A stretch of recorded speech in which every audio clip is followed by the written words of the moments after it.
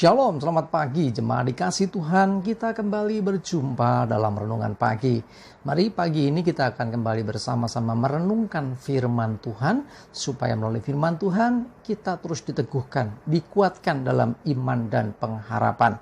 Sebab firman Tuhanlah yang menjadi sumber kekuatan bagi kita. Firman Tuhan juga yang akan menuntun kita dan menerangi langkah hidup kita. Mari sebelum kita merenungkan firman-Nya, kita akan berdoa terlebih dahulu. Bapa di surga, kembali Tuhan pagi ini kami datang ke hadirat-Mu. Kami sungguh mengucap syukur atas begitu besar rahmat dan anugerah Tuhan, berkat dan kemurahan, perlindungan, penyertaan, bahkan pertolongan-Mu atas hidup kami ya Tuhan. Terima kasih, dan kami juga berdoa pagi ini, mohon pimpinan-Mu melalui firman-Mu ya Tuhan.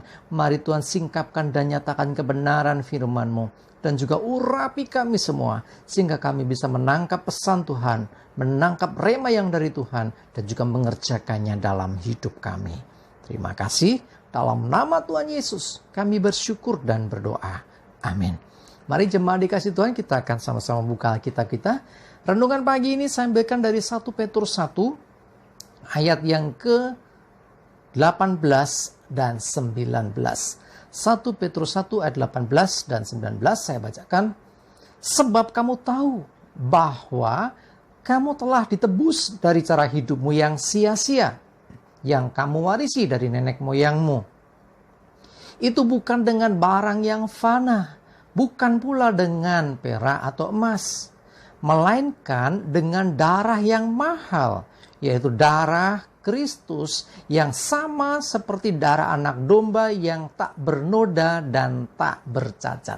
Jemaat dikasih Tuhan, kenapa Tuhan sampai menebus hidup kita? Kenapa Tuhan sampai mau menebus kita dengan darah yang mahal itu? Berarti hidup saudara dan saya, hidup umat manusia, hidup kita semua itu berharga dalam pandangan Tuhan. Sekali lagi, hidup saudara berharga dalam pandangan Tuhan. Karena itu jangan pernah istilahnya rendah diri.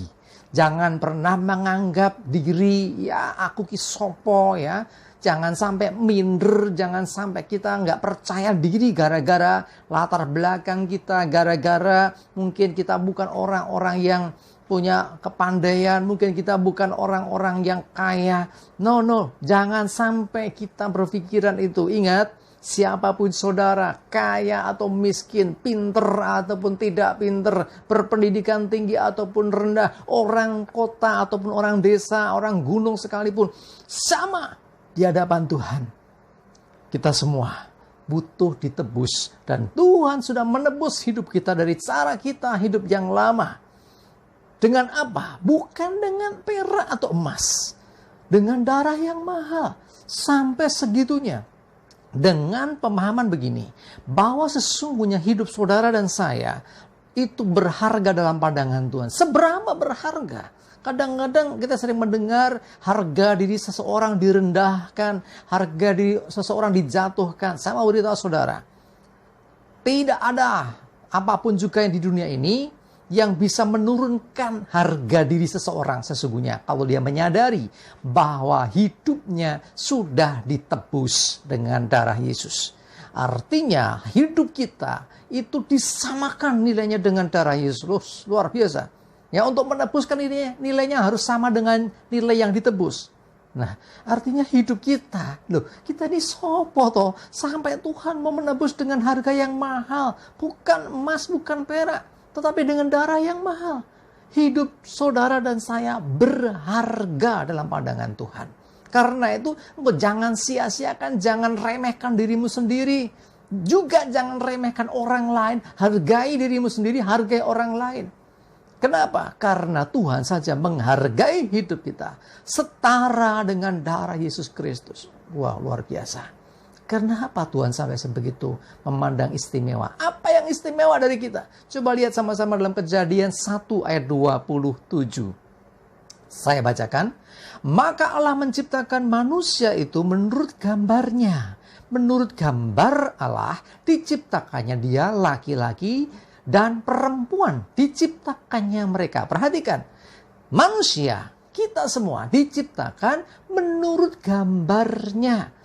Seperti atau secitra dengan dirinya. Itulah hidup kita.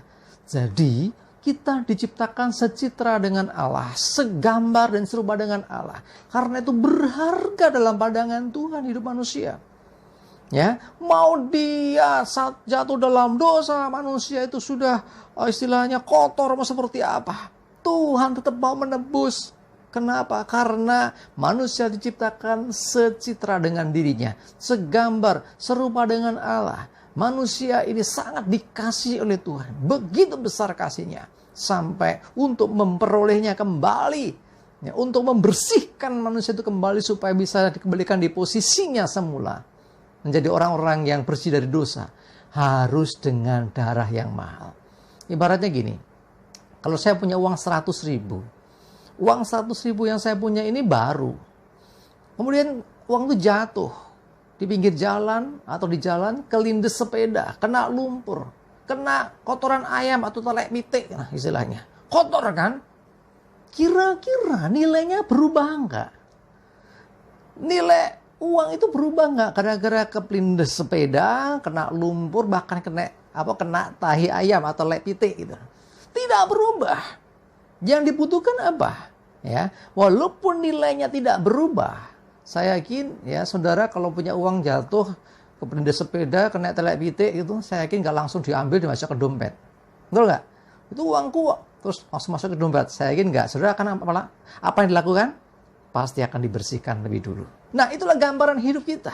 Hidup kita nilainya tidak berubah. Tetapi kalau masih ada dosa, itu tidak bisa diterima. Artinya Tuhan mau bersihkan hidup kita dari dosa. Karena itu Tuhan menebus kita dari kuasa dosa.